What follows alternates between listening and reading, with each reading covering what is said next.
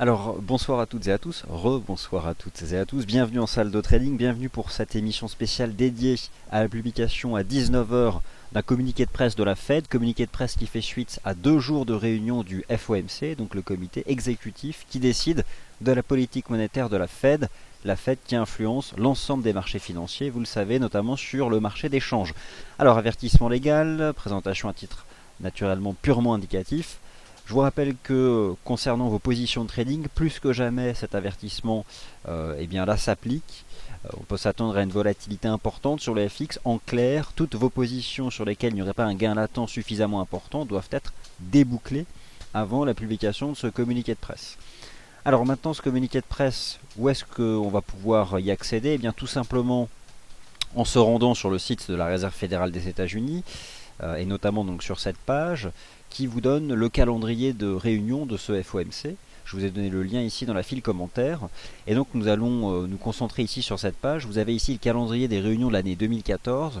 Nous sommes ici le 29 octobre, mais vous pouvez constater que la réunion a commencé hier. En fait, à 19 heures, donc dans 13 minutes, ce sera simplement le communiqué de presse. Alors en anglais, c'est le mot statement. Ici, il apparaîtra dans 13 minutes.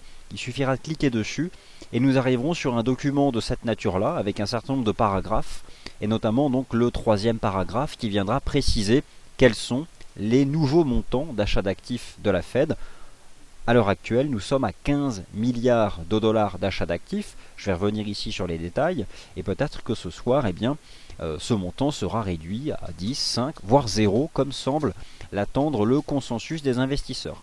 Et un autre paragraphe qui est important, alors ce sont les 3 derniers paragraphes, notamment qui reviennent sur ce que l'on peut attendre des perspectives de politique monétaire et notamment en termes de forward guidance, donc les objectifs macroéconomiques que cherche à atteindre la Réserve fédérale des États-Unis. Donc on essaiera de décrypter ce communiqué de presse dès qu'il sera disponible et puis bien sûr on se concentrera sur les marchés financiers. En clair, vos graphiques, laissez-les de côté, ce n'est absolument pas la peine là maintenant de prendre une décision de trading, c'est comme jeter une pièce. Les graphiques ne font plus foi, l'analyse technique n'a plus aucune valeur prédictive lorsqu'on le retrouve comme ça à la veille d'un communiqué de presse de la Fed. Par contre, on les reprendra dans la foulée. Alors, on s'est retrouvés ensemble tout à l'heure pour essayer de préparer cet événement. Alors, je vais malgré tout revenir là en amont de ce communiqué de presse sur un certain nombre de mouvements de marché, sur ce qui s'est passé, en m'appuyant donc sur des graphiques en données 4 heures. Et puis donc ensuite à 19 heures, on prend connaissance de la nouvelle formule du quantitative easing de la Fed. Alors d'ailleurs, de quoi est-ce qu'on parle? Quantitative easing, bon, on sait, programme d'achat d'actifs, la Fed elle achète des bons du trésor, elle achète des titres hypothécaires, mais elle en achète combien? Ce que vous avez sous les yeux, j'ai repris le calendrier des réunions de la Fed, et ce que vous constatez, c'est que depuis le mois de décembre 2013, ces achats d'actifs mensuels sont réduits à un rythme extrêmement régulier, qui est de 10 milliards. Alors la première baisse, il me semble, avait donc vu ces achats d'actifs passer de 85 à 75, puis 75 à 65 le 29 janvier 2014, puis à 55 milliards le 19 mars 2014, 45 milliards le 30 avril 2014, 35 milliards le 18 juin 2014, 25 milliards le 30 juillet 2014, 15 milliards c'était le 17 septembre dernier, et donc ce soir, le consensus anticipe 0. Ça c'est le consensus, mais au fond, tout est possible. Nous verrons bien donc l'impact. Si ce soir n'est pas la date de la fin définitive de ce ralentissement du programme d'achat d'actifs de la Fed, il s'agira d'un simple report. Un report sur quelle date? Le 17 décembre prochain, qui sera donc la dernière réunion annuelle du FOMC. Donc ce comité de politique monétaire qui décide de l'orientation future de la politique monétaire qui est pratiquée par la Fed. Alors cette Fed, elle s'exprime beaucoup depuis 2 semaines, suite à l'explosion de la volatilité sur les marchés actions, puis cette phase de rebond technique, notamment M. Bullard, qui est considéré finalement comme partisan d'un maintien, en tout cas des conditions accommodantes de la Fed, et notamment donc de ce programme d'achat d'actifs, ce qui a d'ailleurs permis entre autres au marché actions de se reprendre. Alors justement, une fois n'est pas coutume, on va pas commencer par le Forex, mais on va commencer par l'indice S&P 500. Qu'est-ce qui s'est passé sur ces marchés actions américains depuis le 19 septembre? Un choc baissier et un rebond tout aussi violent. Nous avons eu une phase de baisse appuyée entre le 19 septembre et le 16 octobre, avec un marché qui a perdu 200 points, 10%, 10% c'est exceptionnel pour le marché action américain, qui nous avait habitués à des corrections généralement de 5% avant de rebondir de manière extrêmement puissante.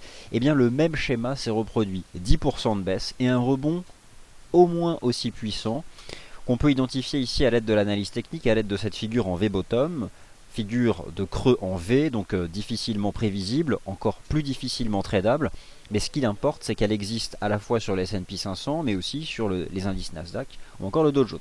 Et donc ces marchés actions américains, on peut à peu près effacer entre 80% et 100% de ce choc baissier qui a eu lieu entre le 19 septembre et le 16 octobre, avec notamment donc un indice S&P 500 qui aujourd'hui donc fait un plus haut à 1992 points. Voilà donc où en est le marché à 9 minutes de la publication de ce communiqué de presse. Désormais, tous les mouvements sont extrêmement réduits. Le marché attend de prendre connaissance du contenu donc de ce communiqué de presse.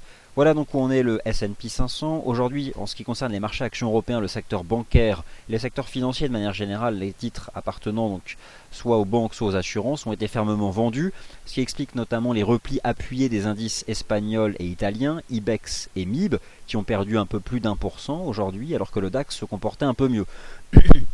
Quant au CAC 40, il a été aussi pénalisé donc par ses titres financiers, BNP Paribas, Société Générale, Crédit Agricole ou encore AXA, un secteur qui pèse 15% de la pondération mathématique de l'indice parisien. Sans oublier le titre Sanofi qui pèse 9% de l'indice. Et finalement, lorsque ces 4 titres occupent le palmarès des baisses, eh bien cela maintient l'indice CAC 40 sous pression qui, pour l'instant, depuis 2 jours, excusez-moi, eh bien, est dans une tendance plate sous 4150 points, qui correspond là aussi donc à 50% de retracement de cette phase de baisse qui a eu lieu là aussi entre donc le 19 septembre et le 16 octobre. Ce qui est aujourd'hui intéressant sur ces marchés actions européens, qu'il s'agisse du CAC, du DAX ou de l'Eurostoxx 50, c'est qu'après 2 semaines de rebond technique, le marché a donc retracé 50% de la baisse. Ce ratio de retracement standard existe sur tous les indices européens. En clair, cela peut représenter un obstacle et qui termine ce rebond technique, ou au contraire un seuil d'accélération haussière si le marché souhaite le franchir suite à la publication du communiqué de la Fed. Ce qui signifie pour les marchés actions américains, soit caler après avoir retracé 80% de la baisse, soit tendre vers de nouveaux sommets historiques. Et c'est déjà plus ou moins le cas sur les indices Nasdaq. On va regarder ici l'indice Nasdaq 100, alors qui lui aussi s'est repris avec cette structure en V-bottom. La configuration de creux en V, d'ailleurs, tout comme la configuration de sommet en V, elles sont tout simplement imprévisibles et clairement intradables, puisque on réalise qu'elles existent, alors que déjà le mouvement à contre-tendance s'est réalisé à plus de 70%. Il n'empêche, on avait eu un pullback ici sur cet indice Nasdaq 100 en 3950 points. Le Nasdaq 100, regardez, il revient pile à 10 points près au contact de ces sommets. Alors non pas historiques, puisque les indices Nasdaq ne sont pas sur leur sommet historique, mais voilà, on revient sur les sommets annuels, qui sont d'ailleurs pas loin des sommets qui avaient été atteints durant l'année 2000. Donc en gros, pour les indices boursiers, en clair, après 2 semaines de rebond technique et maintenant à 6 minutes de la publication de ce communiqué de la Réserve fédérale des États-Unis, Wall Street a retracé 80% de la baisse, voire 95% sur les indices Nasdaq. Les marchés actions européens ont retracé 50% de la baisse. Nous sommes sur des points maintenant d'inflexion, soit pour caler, soit pour aller nettement plus haut.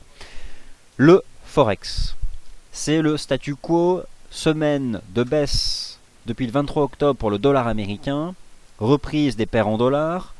Clairement, si je prends ici l'euro-dollar que nous avons étudié tout à l'heure, le marché construit donc une belle phase haussière depuis le 23 octobre, depuis les 1,26$, et a donc rejoint tout à l'heure cette oblique de tendance baissière qui passe à 1,2760$, et le marché maintenant cale en dessous, et il est en phase d'attente. Si le marché parvient à franchir cette résistance, il rejoindra très rapidement 1,2835, 1,2840$, ce qui correspond d'ailleurs sur l'USD CHF à un niveau proche des 0,9390. Alors la situation maintenant elle est compliquée, et puis je vous ai expliqué que à la veille, à quelques minutes d'un tel événement, en tout cas de telles informations, les graphiques, il faut clairement prendre de la distance.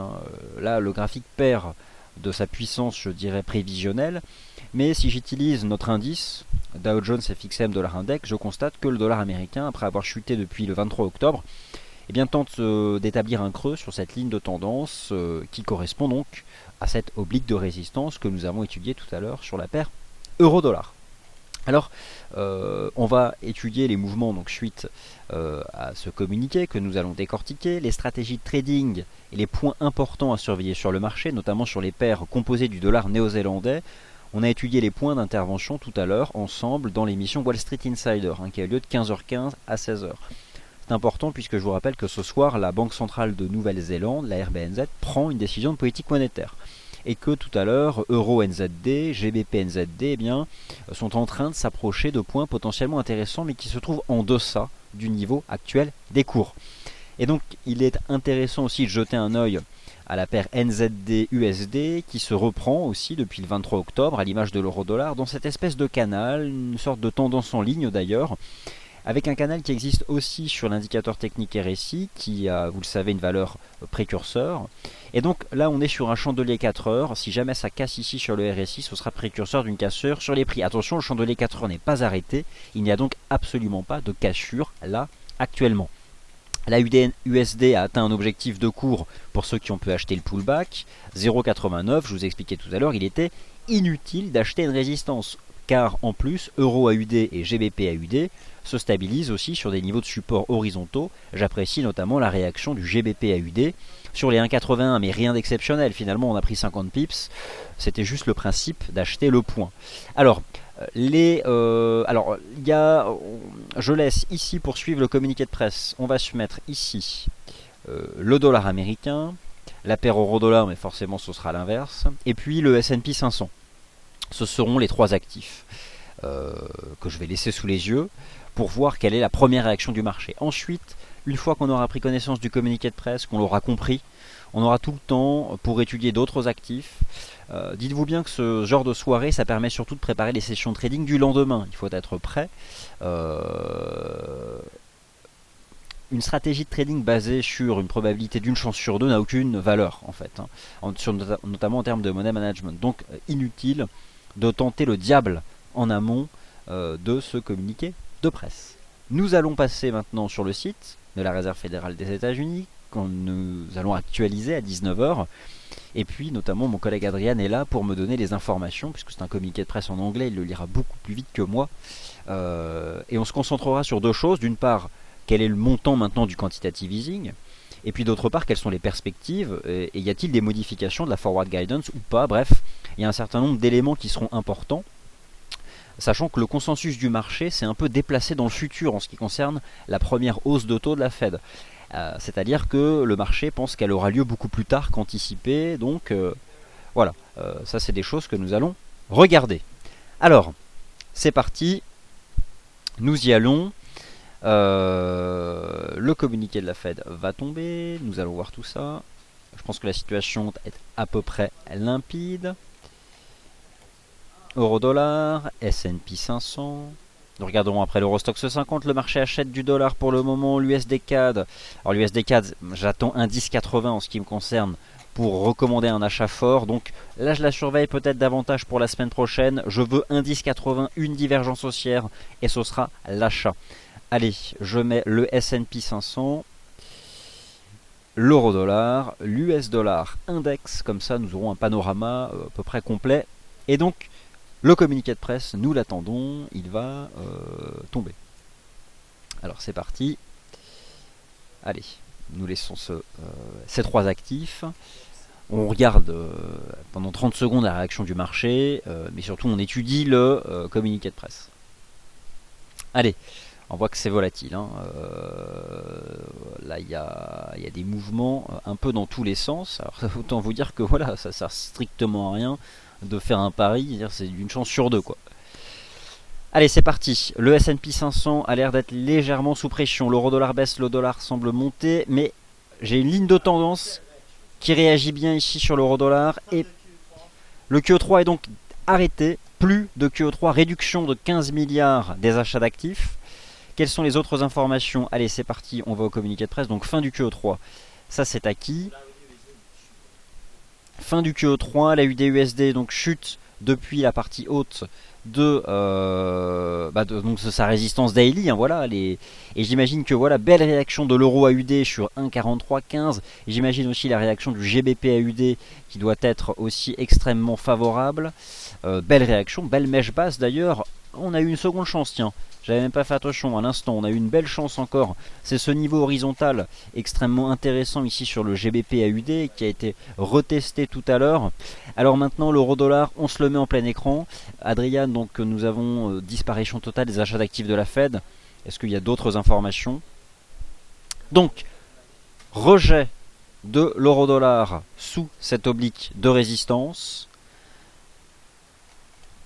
Allez, je vais prendre connaissance du communiqué.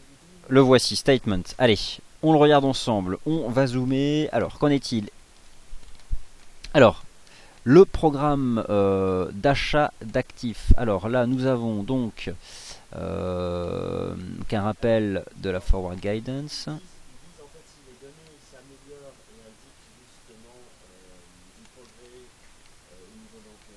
D'accord. Voilà, conclu. Voilà. Donc voilà, première chose, le programme d'achat d'actifs est terminé. C'est écrit ici, je viens de le mettre. Le programme d'achat d'actifs de la Fed existant depuis le mois de septembre 2012 est désormais terminé. Je ne vois pas de modification au niveau de la forward guidance. L'objectif, donc pour une première hausse de taux, rappelle l'objectif donc d'une inflation hein, qui se maintiendrait au-dessus du niveau des 2%. On voit que la Fed approche de son objectif de taux de chômage, mais bon, voilà, le marché retient pour le moment donc la disparition des achats d'actifs de la Fed. Je serais curieux quand même d'observer ce qui se passe sur les marchés actions américains et donc on comprend que le marché action américain est pour le moment vendu. Alors on a une première réaction qui est plutôt négative. Je pensais tout à l'heure de mon émission Wall Street Insider à quelqu'un qui évoquait une stratégie de vente à 1992 points ici sur l'indice S&P 500. Pour l'instant, on n'a pas de modification. J'avais expliqué à ce trader que l'objectif était de viser un retour sur ce support à 1973 points. Pour le moment, donc, nous avons un S&P 500 qui reste dans ce canal à faible pente, qui existe depuis le 22 octobre, qui part de la partie haute pour simplement rejoindre ici donc la partie basse. Je vais donc observer les autres marchés, quand même extrême reprise du dollar américain. Ça c'est, je pense, clairement ce qu'il faut retenir.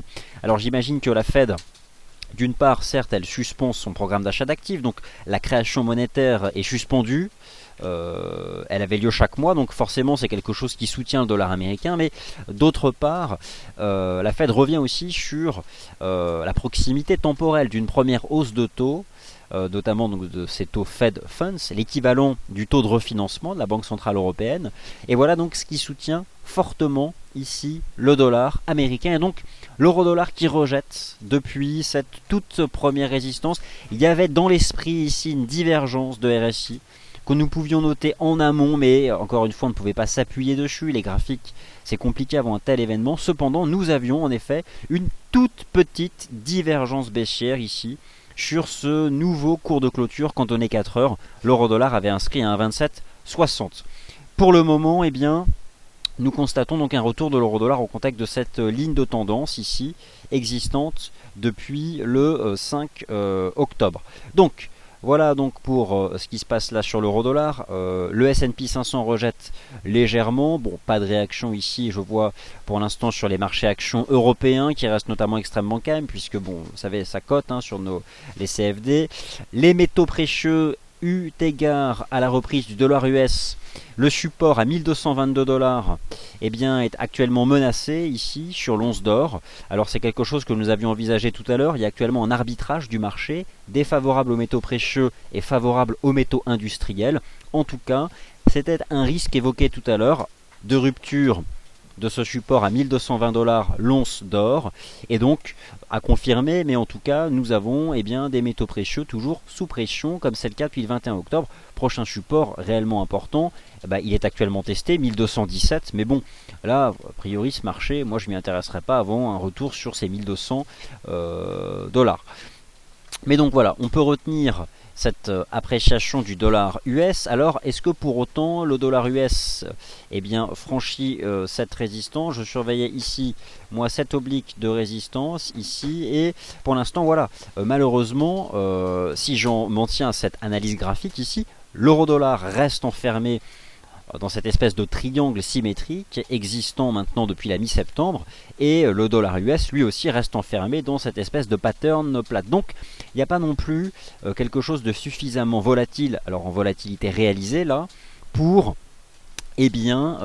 anticiper un redémarrage du cycle tendanciel haussier de fond du dollar américain, qui, je vous rappelle, a gagné 10% sur les mois de juillet, août et septembre, et on a perdu simplement 1,5% au mois d'octobre. Les marchés européens commencent à lâcher du lest.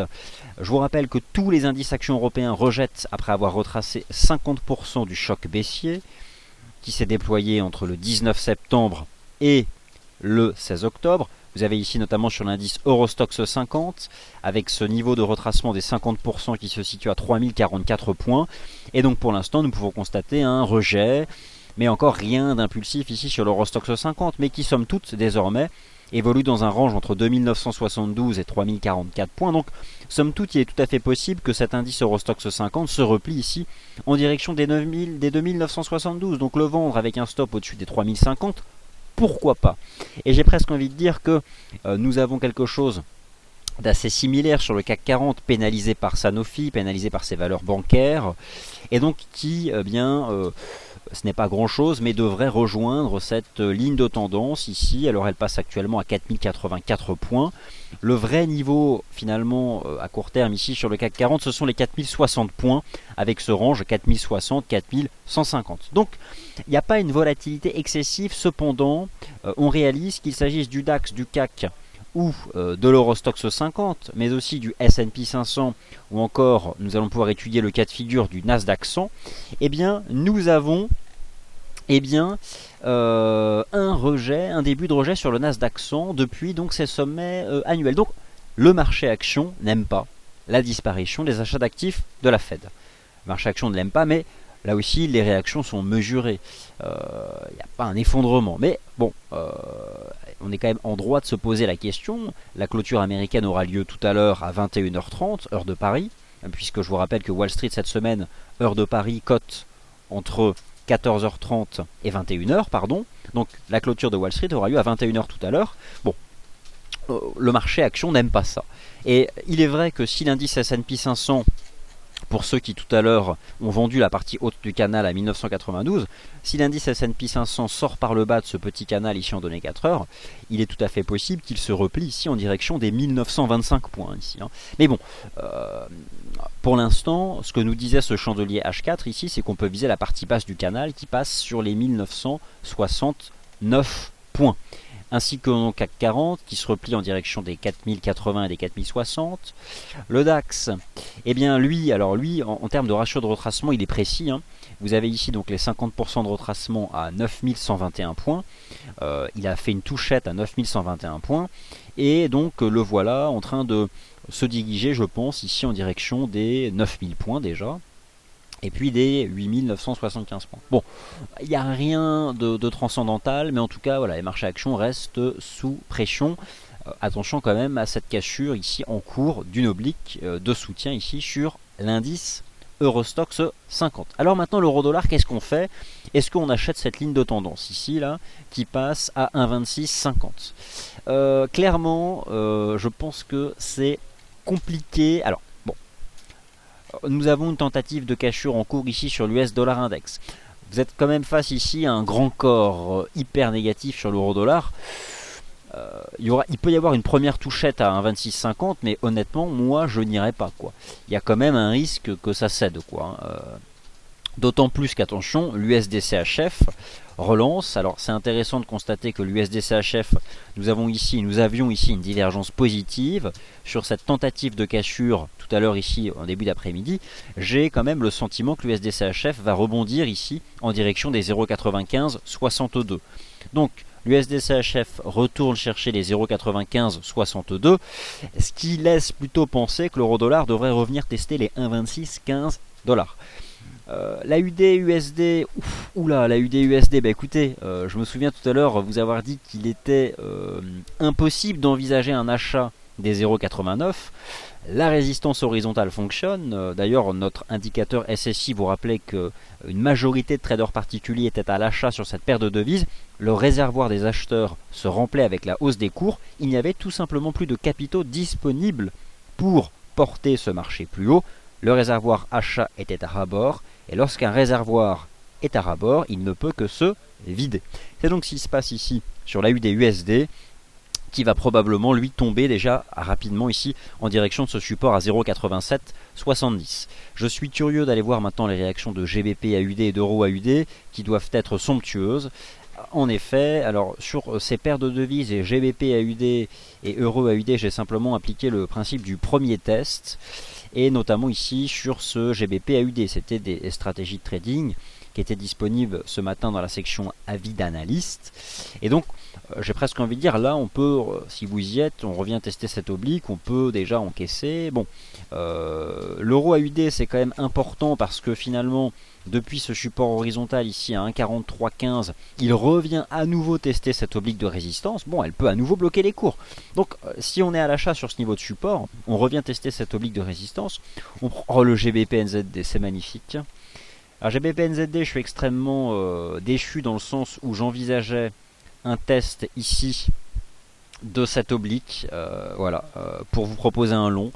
Voilà, j'aurais aimé que le marché touche 2,0230 et il n'a pas attendu. Donc nous avons actuellement, et tout à l'heure d'ailleurs, une décision de politique monétaire. Alors là, ne vous jetez pas dessus, il n'y a plus de timing, hein, c'est terminé quoi. C'est juste terminé.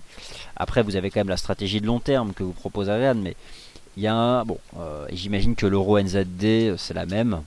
Je vais aller le chercher, l'euro NZD. L'euro NZD, où se cache-t-il? Voilà, l'euro NZD donc qui effectue un très beau rebond sur ce support ici à 1,75. J'aurais aimé en effet que ce marché aille chercher cette ligne de tendance. Bon, il n'a pas voulu attendre.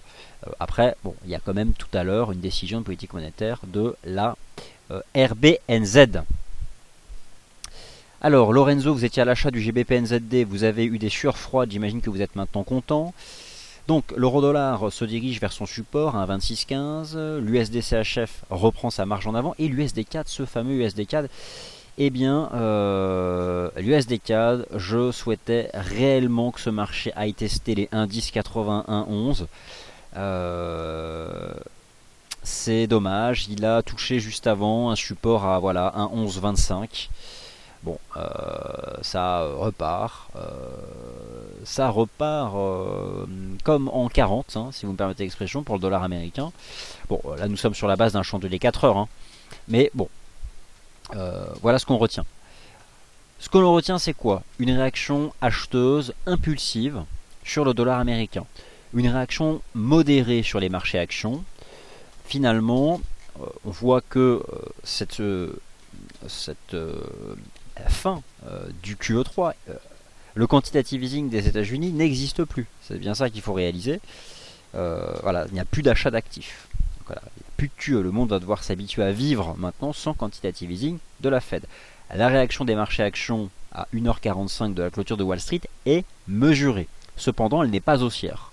Elle est même plutôt négative. Alors là, je pense que pour statuer sur la suite des événements, nous allons avoir besoin d'une clôture jour. Ouh là là, le NZD-USD. Alors, le NZD-USD, regardez, juste avant qu'on avait vu cette précassure en cours sur le RSI, bon, voilà, forcément, bon, c'est un peu le. On va pas voir venir ça, mais bon, il y avait une précassure en cours, mais le chandelier n'était pas clôturé, donc en H4, on ne pouvait pas en tenir compte. Bon, voilà.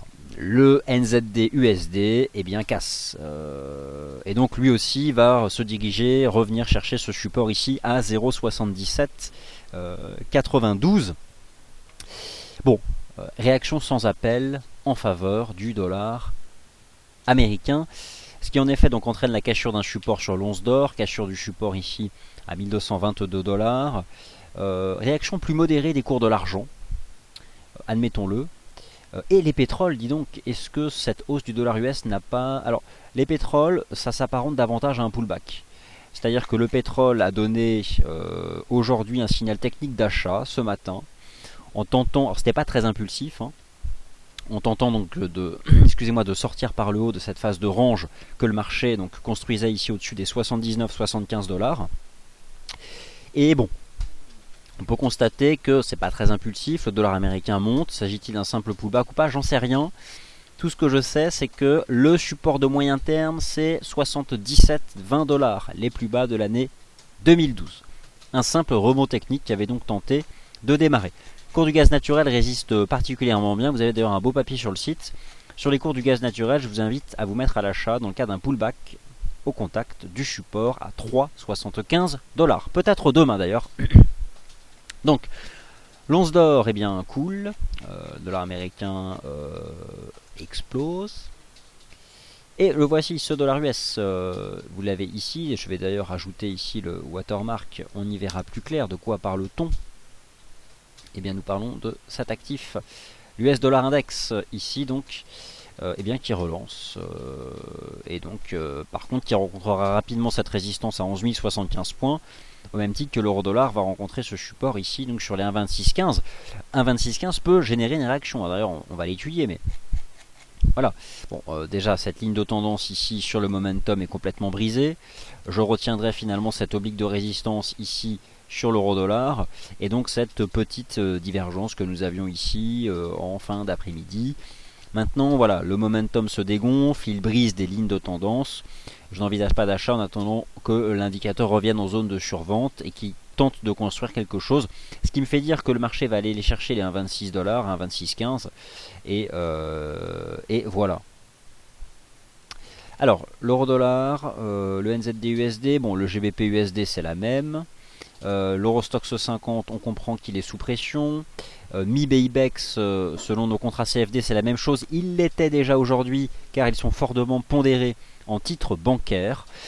Nous savons donc que le marché semble repartir, en tout cas tenter de relancer cette phase d'appréciation du dollar US, sans pour autant inscrire encore de nouveaux plus hauts. Le dollar américain n'a pas dépassé ses plus hauts atteints début septembre, ici, début octobre, mais il tente de relancer. Par contre, les marchés actions US, tout de même, prennent plutôt mal la disparition du QE3. Mais là aussi, les choses sont contenues. Et l'USD Yen, chers amis, l'USD Yen, je vais le chercher immédiatement. Que se passe-t-il sur l'USD Yen? Eh bien, l'USD Yen, alors là c'est le dollar américain, ce n'est absolument pas le Yen ou le risque ou quoi que ce soit. C'est juste le dollar américain.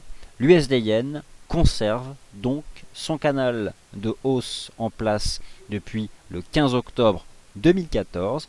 Il n'a donc pas donné de signal de vente. La reprise de ce marché se poursuit. Nous avions eu ici une micro-divergence qui permettait d'anticiper un passage de 108,30 dans la partie basse du canal. Partie basse du canal qui semble bien vouloir relancer la hausse des cours. Et notamment des cours qui tentent de s'affranchir d'un ratio de retracement important des 61,8. Donc qui ferait désormais office de support ici sur cette paire USD-Yen qui bien prend le chemin de quoi? De la partie haute de son canal. Et la partie haute du canal, elle passe actuellement à 109,40. Donc écoutez, voilà ce qu'on peut voir clairement sur ces marchés. C'est le retour en force de cette puissante dynamique haussière du dollar américain. Je vais maintenant répondre à vos questions si vous en avez. Je vais laisser ici le SP500 en plein écran, car bon, il n'y a pas non plus une réaction hyper impulsive sur le SP500. Et je vous donne le lien, si vous ne l'avez pas, vers ce communiqué de la Fed.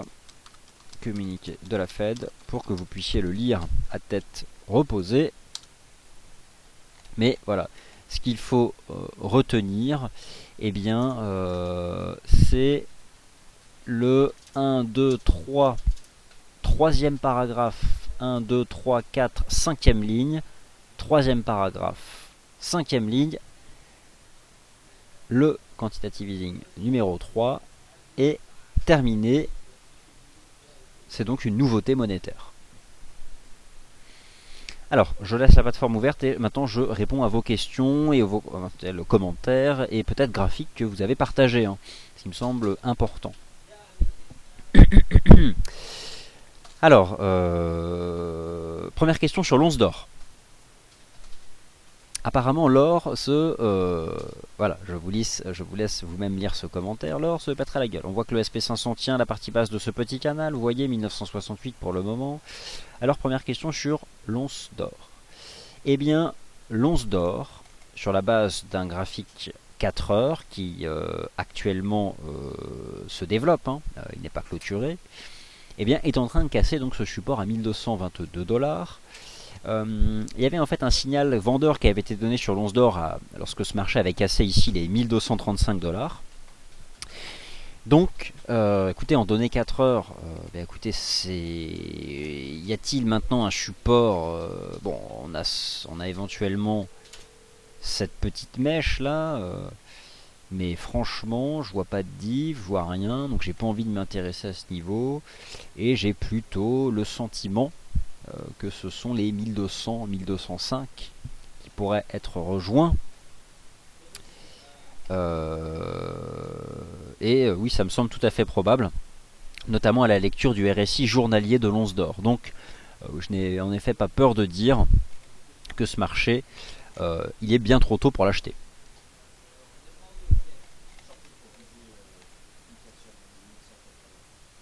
Et voilà, et même Adrian proposerait quelque chose de plus agressif, de shorter pour viser une cassure des 1180 l'once d'or. Je rappelle qu'il vous avait proposé une analyse, les 10 raisons qui renverront l'once d'or à 1000 $.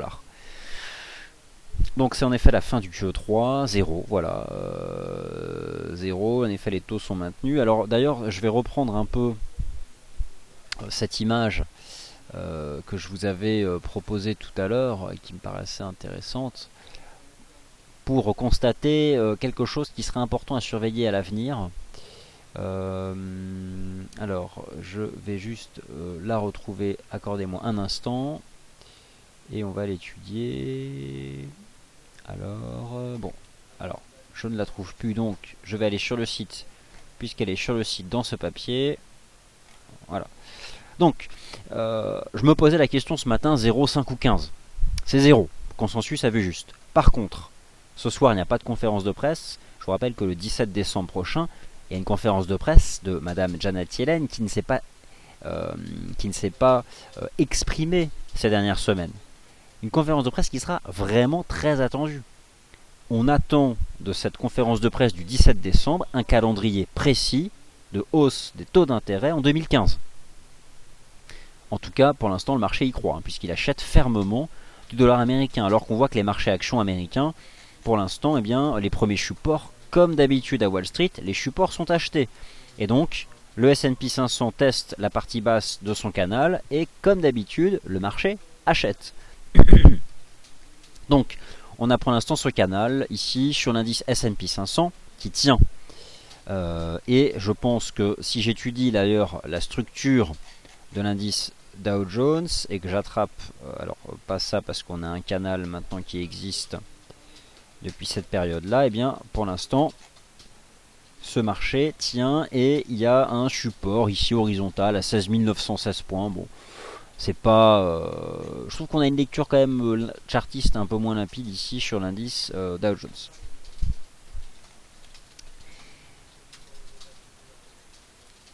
Alors, visiteurs, alors cette décision marque-t-elle le début d'une phase de correction sur les marchés actions? Eh bien, vous pouvez constater que non.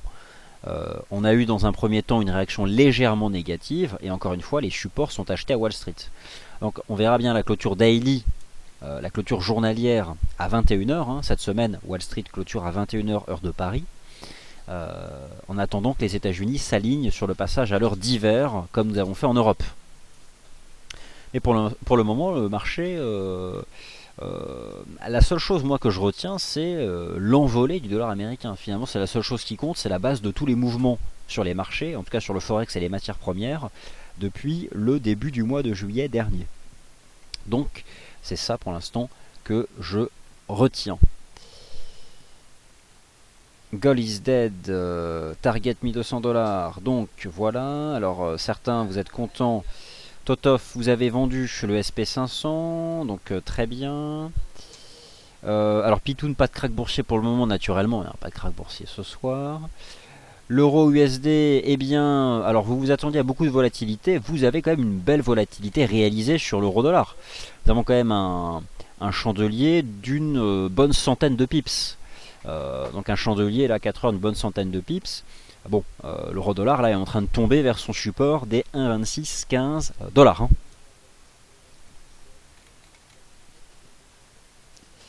Alors GBPNZD, eh bien en effet, vous êtes déçu de ne pas l'avoir acheté, ou peut-être que si. Ah si, vous étiez acheteur et vous avez eu des doutes. Bon, je vais... Alors, partez pas tout de suite, c'est pas terminé, on voit que l'euro dollar descend.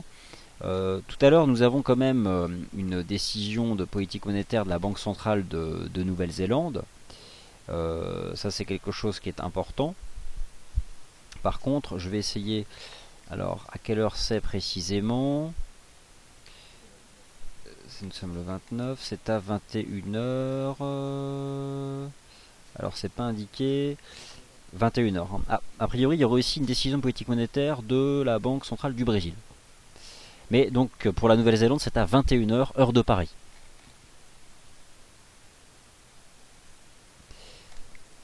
Alors, GBP NZD fusée, vous êtes content. GBP USD, eh bien,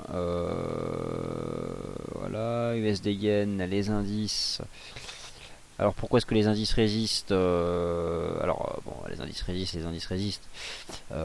Pour l'instant, il n'y a pas une volatilité excessive sur ce marché action. Vous savez, l'indice S&P 500, là, on a quand même là une interprétation qui est plutôt positive. Pourquoi?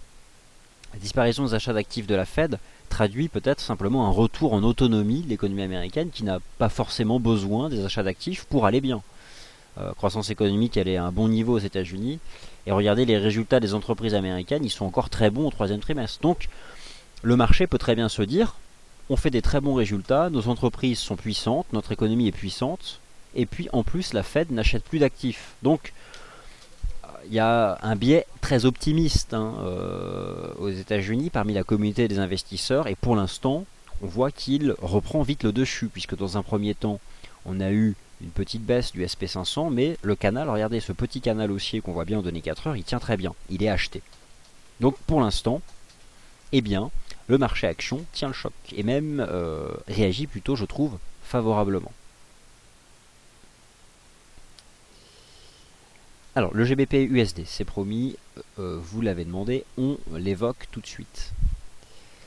Eh bien, le GBP USD, tout comme d'ailleurs l'ensemble des paires en dollars, subit la loi du retour de la tendance du dollar américain. Je vais retirer toutes ces lignes de tendance pour vous refaire l'histoire de cette paire de devises que nous avons fait acheter à 1,59, vendre ici à 1,61, 1,75, réacheter à 1,60. Et je crois que Romain vous a produit un certain nombre d'analyses extrêmement baissières tant que ce marché se maintenait sous la moyenne mobile à 200 périodes ici sur cet horizon de temps 4 heures. Donc en effet, on constate qu'elle reste résistance et surtout, le GBP USD reste couvert par cette oblique de résistance en place depuis les 1,71, 75. Et donc, au même titre que l'eurodoll qui revient sur 1,2615, eh bien, le GBP USD retombe sur le niveau des 1,60 dollars. Alors, si les 1,60 dollars cèdent, eh bien, ce marché rejoindra tout simplement les 1,59. Je vais jeter un œil à ce que dit pour l'instant le graphique journalier, c'est un peu tôt. Mais voilà, je pense que pour ceux qui ont pu vendre, si vous avez vendu cette oblique de tendance baissière journalière, ici, sur le GBP USD, les 1,60 sont déjà un bel objectif de cours, je trouve. C'est quand même un trade de 150 pips. Hein. Donc, voilà, on arrive sur ce support 1,60. Je pense qu'il va être testé tout de suite là. Hein, on a 20 pips. Comme l'eurodoll peut tester, c'est un 26,13. De toute façon, ce que vous devez vraiment avoir en tête, c'est donc bien sûr cet US dollar index, mais bien sûr aussi l'USDCHF qui prend le chemin de la résistance à 0,9562. Mais pour vraiment dire que le dollar US repart de l'avant, il va falloir quand même franchir les sommets de début du mois d'octobre. Hein. Donc, il ne faut pas s'enflammer.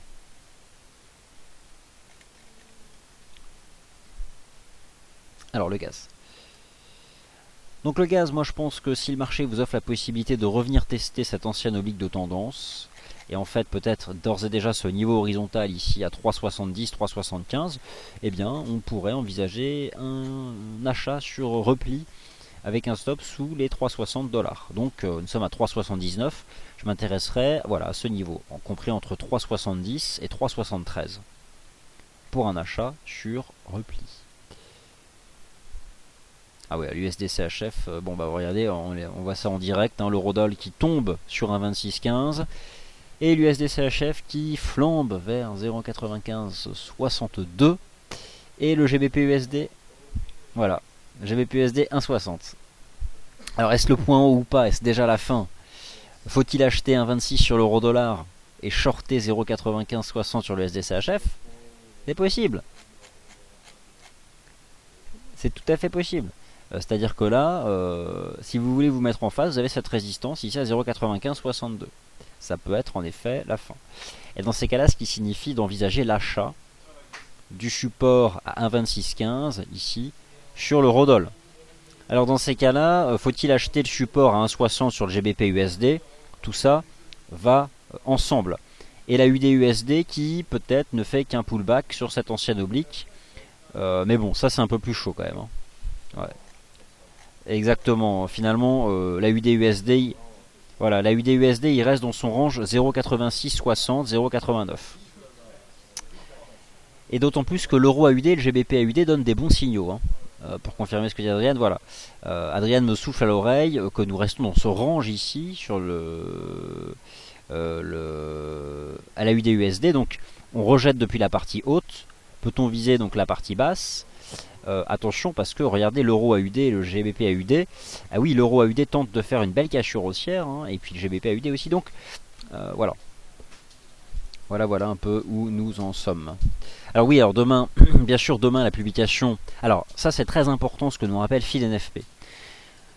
L'économie américaine est désormais autonome. Alors c'est faux parce qu'il y a quand même une politique d'auto très bas.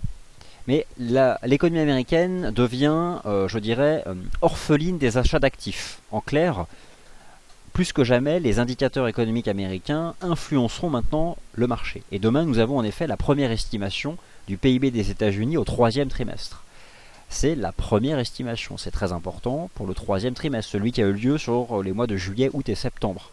Donc, il va falloir que ce PIB soit très bon. Hein. Il va falloir un PIB satisfaisant pour justifier la disparition des achats d'actifs. Donc, en effet, demain sera probablement une journée avec un impact fort sur l'environnement des indices boursiers. Le SP500, s'il quitte ce canal de hausse, il va à 1925. Tant qu'il reste dans son canal, il peut continuer et aller chercher 2000. Donc, c'est tout ce que je peux vous dire. C'est que pour l'instant, le SP500, il reste dans ce petit canal.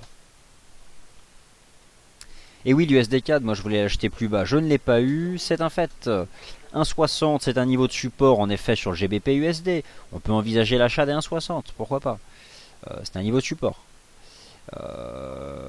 Bon, l'euro CHF il se passe rien, dommage.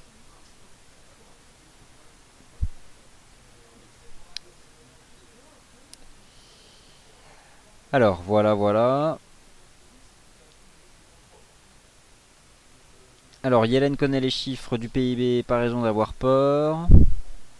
Je suis pas certain qu'elle les connaît. Je pense que personne connaît ces chiffres. Je pense que ça fonctionne quand même de manière correcte. Vous êtes vendeur du NZD USD, bien oui. Alors moi, le NZD USD, j'ai voulu le vendre. J'ai voulu le vendre à 0,7940. Et puis on est allé chercher 0,7977 et ça casse. Ça aura fini finalement, hein. C'était d'une certaine façon, c'était pas vraiment un pullback, mais bon. En tout cas, le dollar US retrouve ici une pente favorable. Reste que aucun signal d'achat de fonds tant qu'on reste sous cette résistance à 11 075 ou tant que l'eurodoll tient à 1,26, ce qu'il peut ici parfaitement faire. Au final, avec le recul, puisque là nous pouvons revenir plus sereinement au graphique, nous avions encore une fois un signal très efficace sur l'indicateur technique RSI, puisque plus que jamais je pense que là c'est quelque chose qui est très important, après coup bien sûr. Nous avions ici une divergence, une contradiction de momentum en données 4 heures sur l'euro-dollar, baissière, et la même chose à l'envers sur l'USD CHF, ici même. Voilà, nous avions ce double creux sur l'indicateur, alors que nous avions un creux en dessous ici, sur les 0,9453. Mais voilà, là c'est un objectif à 95,60, ça peut s'arrêter là. Et le marché peut très bien réacheter les 1,26$. Donc, n'en tirez pas de conclusion à moyen terme. 1,60 peut tenir, 1,2615 peut tenir, la résistance à 0,9562 peut tenir. Vous avez tout à l'heure à 21h une décision de politique monétaire de la Banque centrale de Nouvelle-Zélande. Malheureusement, les trades sont faits. Voilà, idéalement, avec la vol de la RBNZ, on aurait pu acheter sur support ici, mais voilà, fallait acheter juste avant. On s'est approché du support, ça relance. Le NZD-USD, il est déjà sorti de son canal. Voilà, c'est tout ce que l'on peut dire. Et le SP500 donc tient toujours pour l'instant son petit canal. Allez, nous avons l'événement, nous avons le communiqué de presse, les informations, maintenant il faut les digérer. Important, la clôture de Wall Street à 21h, la situation du marché des changes en cours de clôture journalière tout à l'heure à 21h. Et puis demain, alors attention, demain à 13h30, 13h30 heure de Paris et non pas 14h30, 13h30. Première estimation de la croissance économique aux États-Unis au troisième trimestre avec une émission spéciale à partir de 13h15. Prochain point de marché à chaud pour commencer la matinée demain matin 9h15 avec Adriane, le mission Good Morning CAC 40. Et peut-être qu'il vous fera acheter l'euro-dollar sur un 26,15, qui sait. Bonne soirée à toutes et à tous et à demain.